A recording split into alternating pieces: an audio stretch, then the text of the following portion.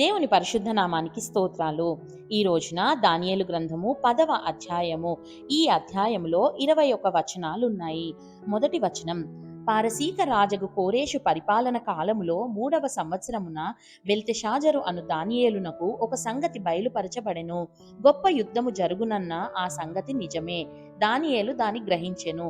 అది దర్శనము వలన అతనికి తెలిసినదాయెను. రెండవ వచనం: ఆ దినములయందు దానియేలను నేను 3 వారములు దుఃఖ ప్రాప్తుడనైతిని.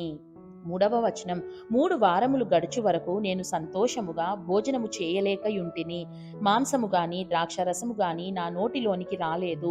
స్నానాభిషేకములను చేసుకొనలేదు. 4వ వచనం: మొదటి నెల 24వ తేదీ నేను హిద్దకేలను గొప్ప నది తీరమున ఉంటిని. 5వ వచనం: నేను కన్నులెత్తి చూడగా నారబట్టలు ధరించుకొన్న ఒకడు కనబడెను. అతడు నడుమున మేలిమి బంగారు నడికట్టు కట్టుకొని ఉండెను. 6వ వచనం: అతని శరీరము రక్తవర్ణపు రాతి వంటిది. అతని ముఖము మెరుపు వలె ఉండెను. అతని కన్నులు జ్వాలామయమైన దీపములను, అతని భుజములను పాదములను తలతలలాడు ఇత్తడిని పోలియుండెను. అతని మాటల ధ్వని నరసమూహపు కంఠ ధ్వని వలె ఉండెను. 7వ వచనం: దానియేలను నాకు ఈ దర్శనము కలుగగా నాతో కూడనున్న మనుషులు దాని చూడలేదు గాని మిగుల భయాక్రాంతులై దాగుకొనవలెనని పారిపోయిరి. 8వ వచనం: నేను ఒంటరినై ఆ గొప్ప దర్శనమును చూచితిని.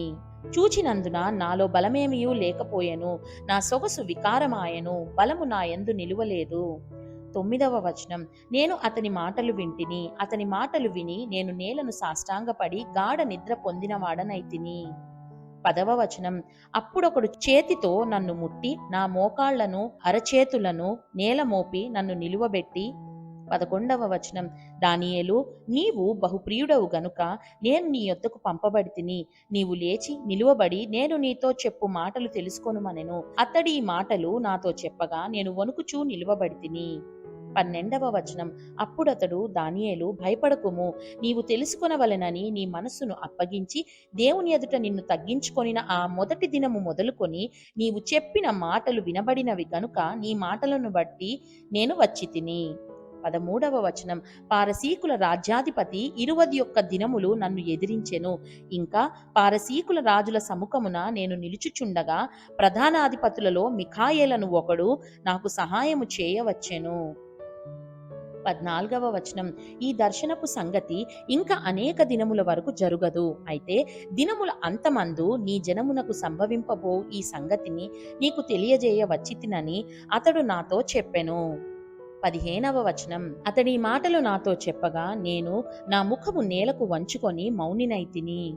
16వ వచనం: అప్పుడు నరస్వరూపియగు ఒకడు నా పెదవులను ముట్టగా నేను నోరు తెరిచి నా ఎదుట నిలిచియున్న వానితో ఇట్లంటిని: నా ఏలినవాడా, ఈ దర్శనము వలన నాకు వేదన కలిగినందున నా బలము తొలగిపోయెను.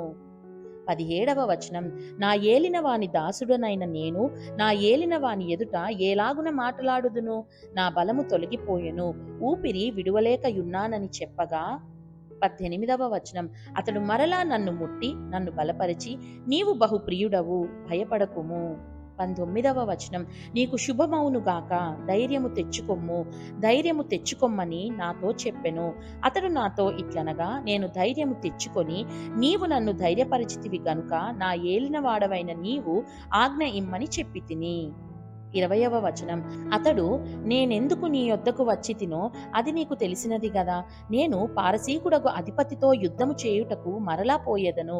నేను బయలుదేరుచుండగానే గ్రేకేయుల దేశం యొక్క అధిపతి వచ్చెను. 21వ వచనం: అయితే సత్యగ్రంథమందు వ్రాసినది నీతో చెప్పెదను. మీ అధిపతియగు మిఖాయేలుగాక ఈ సంగతులను గూర్చి నా పక్షముగా నిలువ తెగించిన వాడొకడునూ లేడు. దేవుడు చదవబడిన పరిశుద్ధ వాక్యాన్ని మనందరి వినికిడిలో దీవించి మనల్ని ఆశీర్వదించునుగాక. ఆమేన్.